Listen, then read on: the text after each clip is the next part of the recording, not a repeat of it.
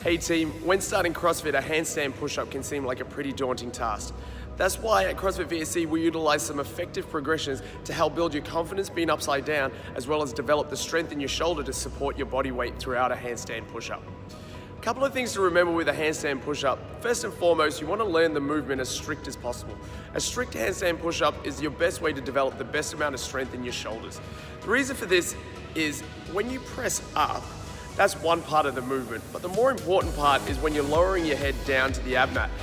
So if you don't have the control or the strength in your shoulder to be able to lower your body weight to the ab mat, you're just going to crash on your head and cause some neck issues, and that's not what we want to do.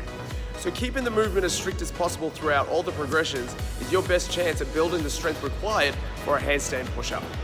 So let's take a look at all these progressions. The first progression is level 1A, and you need a box, a 20 kilogram plate, and an ab mat. We set up the 20 kilogram plate approximately an ab mat width away from the box. We then place the ab mat on the 20 kilogram plate. From here we set up our hands on either side of the plate and our knees firmly on the box. The rep starts from a locked out position. We then lower our head diagonally forward, and as soon as we make contact with the mat, we drive our body up and towards the box until we hit the locked out position.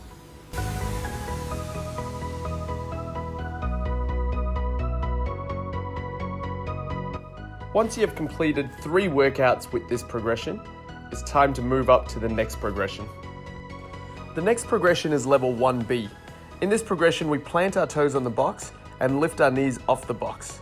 This will put us into a more stacked inverse position, increasing the difficulty of the movement. The pattern of the movement remains the same, diagonally down to lower and up and towards the box to raise, always starting and finishing in a locked out position where elbows and shoulders are fully extended.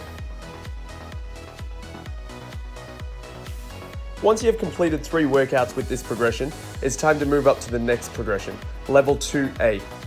In level 2A, we remove the 20 kilogram plate. This increases the range of motion in the movement, therefore increasing its difficulty. Because of the increased difficulty, we return our knees to the box so we can adapt to the greater range of motion safely. So like level 1A, level 2A starts in the locked out position. To lower, we move diagonally down and forward. To raise, we press up and back towards the box, making sure to just tap the top of our head on the mat and always maintaining a strong and controlled motion. The next progression is level 2B. We take our knees off the box and assume a much more vertical and inverted position. And again, the movement remains the same. To lower, move diagonally down and forward until you tap your head on the pad. To raise, push up and towards the box to reach the locked out position, always maintaining a strong and controlled motion. So there it is team, 4 progressions for the handstand push-up that you can work your way through. Don't forget to spend 3 workouts on each progression before you progress yourself up to the next level.